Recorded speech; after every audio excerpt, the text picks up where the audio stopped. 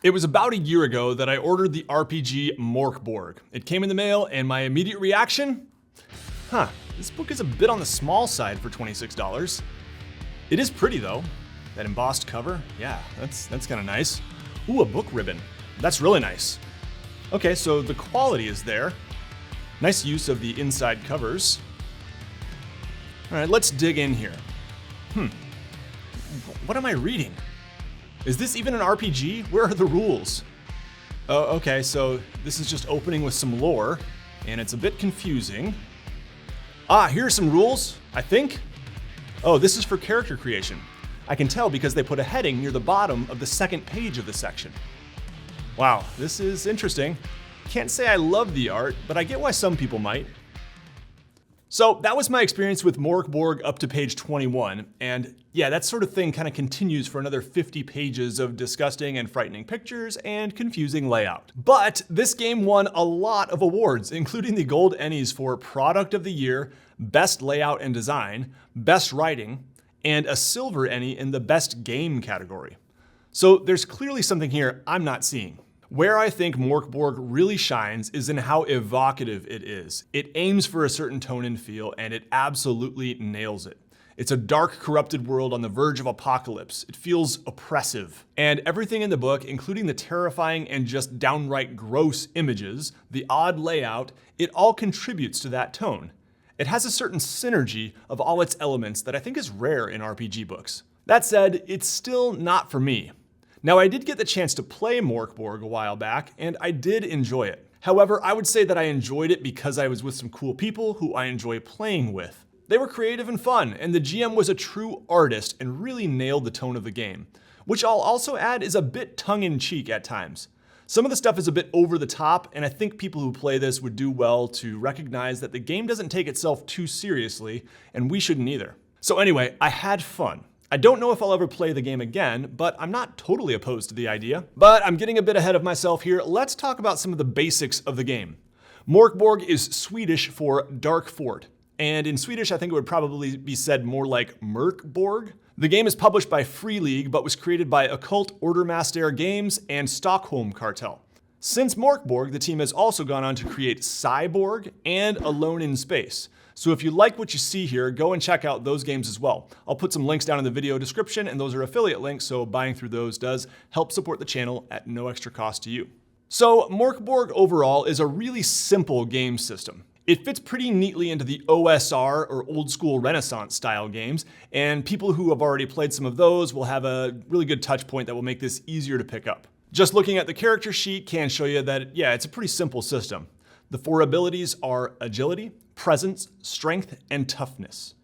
It's a D20 rollover system where you're rolling a 20-sided die for tests and applying certain bonuses or penalties based on your stats to see if you can accomplish tasks. The game is really brutal. It's quite possible you could start out with 1 or 2 hit points.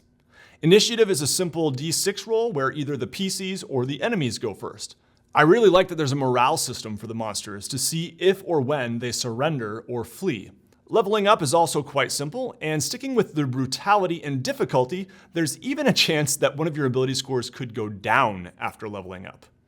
If you're playing this game, you'll need to be able to laugh it off and embrace it as a part of the darkness and misery that is life in the dark and corrupted lands of the game. In fact, I would describe this game as hilariously brutal. For one of the optional rules, if you roll the same result twice on a spell, you roll for an arcane catastrophe. And among the many other insane results, if you roll an 8, a gnashing, gap-toothed mouth splits open on your neck. It spits out your secrets and inner thoughts and can be silenced to sleep only with blood. Characters in MÖRK BORG are miserable wretches, and there are further optional rules for strange and gross deformities and crippling quirks. Magic in the game is rare and risky, and I really like that. You roll a d4 at the beginning of each day to see how many powers you can use. So if you roll a 2, you get 2 powers, and you basically can use 2 spells from among any scrolls you have. Casting a spell is not automatic though. You must pass a presence test, difficulty rating 12, and if you fail, you lose D2 hit points and become dizzy for the next hour, which will make it much harder to cast any spells. You can see here that the spells are really simple. No huge or complex descriptions. So yeah, I do really like the way magic works here. Monster stat blocks are also quite simple and they seem easy to implement. But these monsters are not for the faint of heart.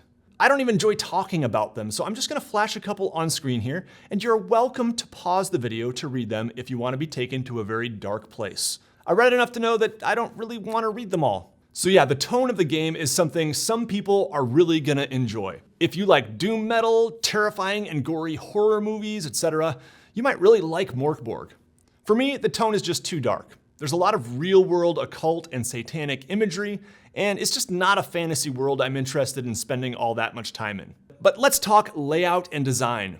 The book reminds me of a punk rock zine from the early 2000s. It's all over the place and oozing with style. But it's definitely a case of form over function. While I think a lot of people can appreciate that artistic choice, it does make it hard to wade through at first. There were many times where I'd flip to a page and really just have no idea what I was actually reading. While the system is simple enough that new players will catch on easily, I don't think the book is great for an entirely new group, because actually grasping these simple rules can take some work, like the character creation page not being labeled clearly and many other similar issues. Or not being super clear on, is this flavor and lore or is this a rule I need to use in the game? To me, the book assumes some knowledge of OSR style games, and you'll catch on quickly if you have that. But if you don't, well, there are some decent rules reference sheets and simplified PDFs of the book without the art and layout, and they're actually available for free on their website. But even so, the way it's written is not super beginner friendly. There's no section that says, "Welcome to MÖRK BORG, here's the way the game works, and here's a little sample of play." No.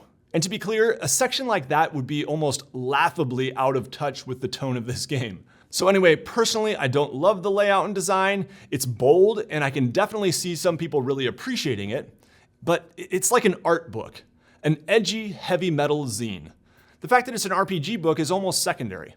Now, one place I do love the layout and design is in the introductory dungeon crawl in the back, which is, by the way, a great inclusion for any RPG book. I wish more RPG books had those. Teach us the rules and give us a short adventure, something we can apply the rules to.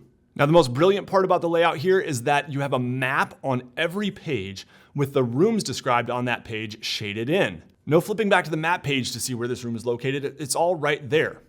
I also love that the descriptions are nice and short and include bullet points so you can get straight to the necessary info without having to read large blocks of text. I think this is a really nice model I hope more game designers take note of.